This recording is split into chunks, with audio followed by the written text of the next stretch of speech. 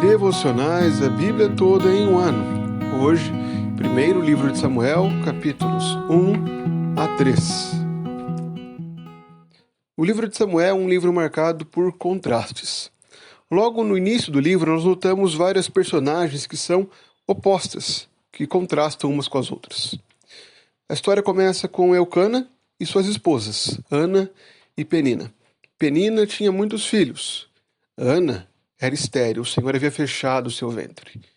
Penina zombava de Ana, e esta chorava diante do Senhor.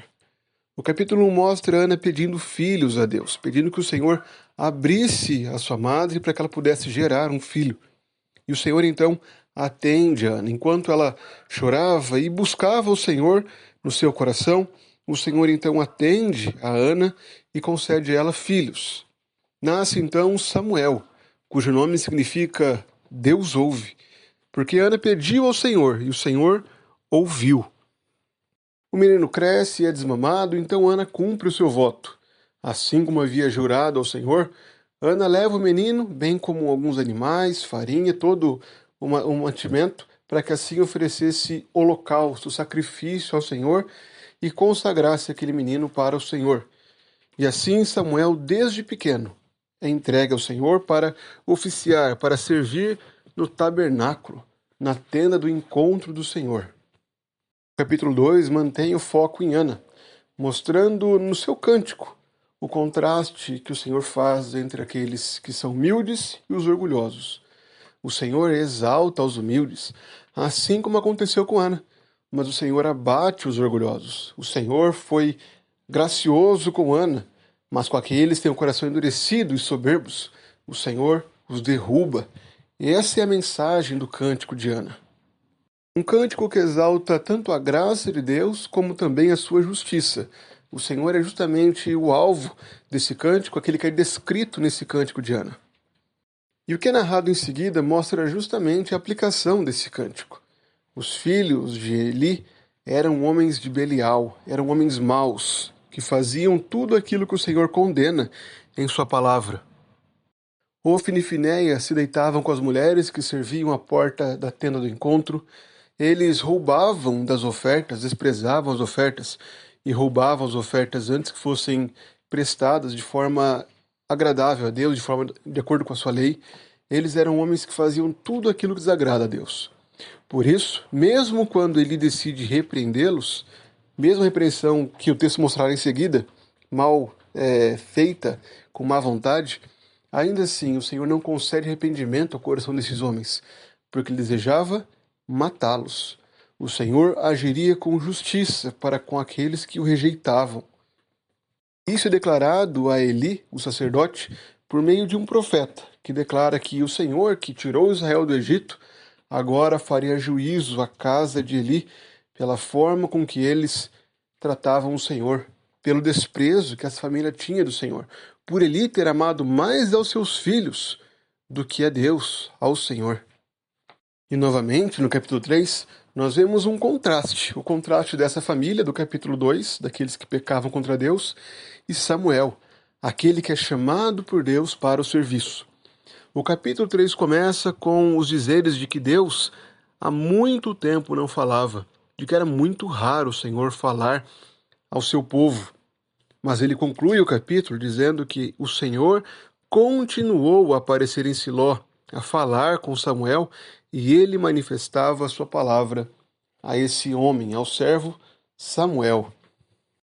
E entre esses dois parênteses, o Senhor falando poucas vezes e o Senhor agora falando continuamente a Samuel, há o chamado de Samuel. Samuel é chamado 3 vezes pelo Senhor, e as 3 vezes, ainda menino, imaginava que fosse Eli o chamando.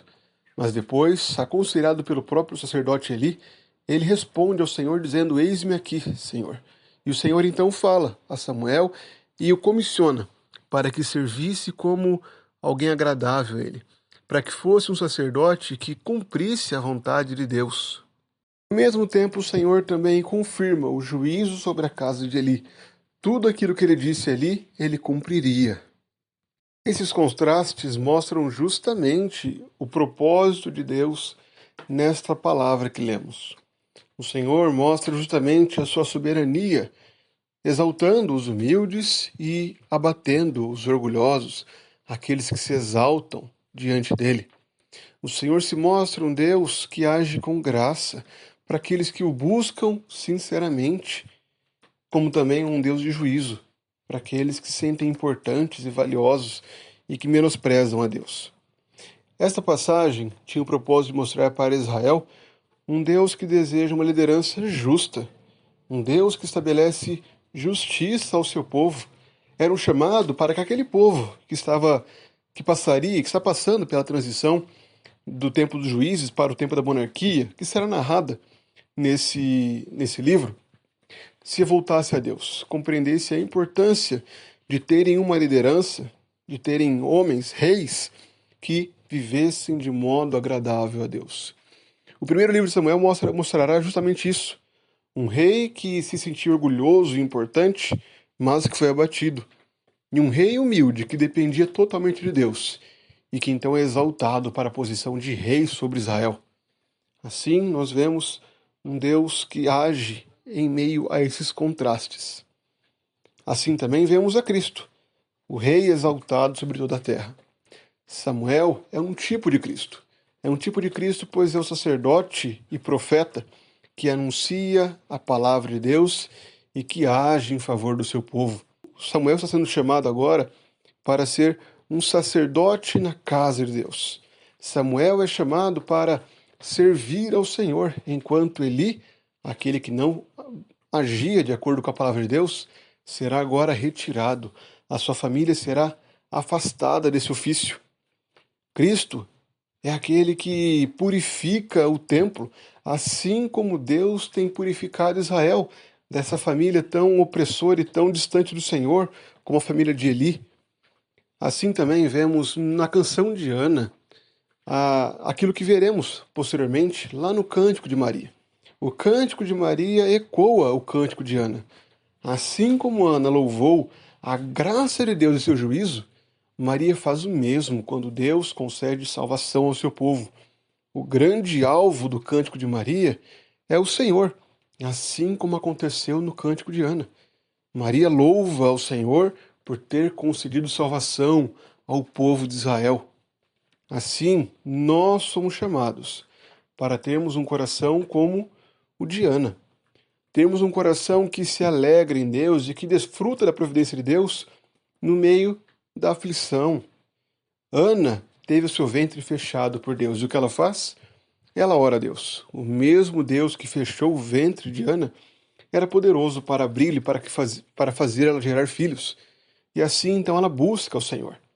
Também somos chamados para vivermos em santidade, para sermos nós também motivo de contraste, de sermos pessoas santas no meio de um mundo corrompido, para sermos nós que estamos em Cristo luzeiros nesse mundo de trevas.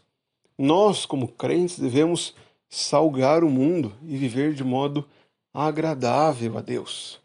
Portanto, irmãos, que nós nos apeguemos a Cristo, que saibamos que aquele que abate os orgulhosos e exalta os humildes fez isso no madeiro, na mensagem da cruz, do Cristo crucificado, a mensagem que é loucura para aqueles que não creem.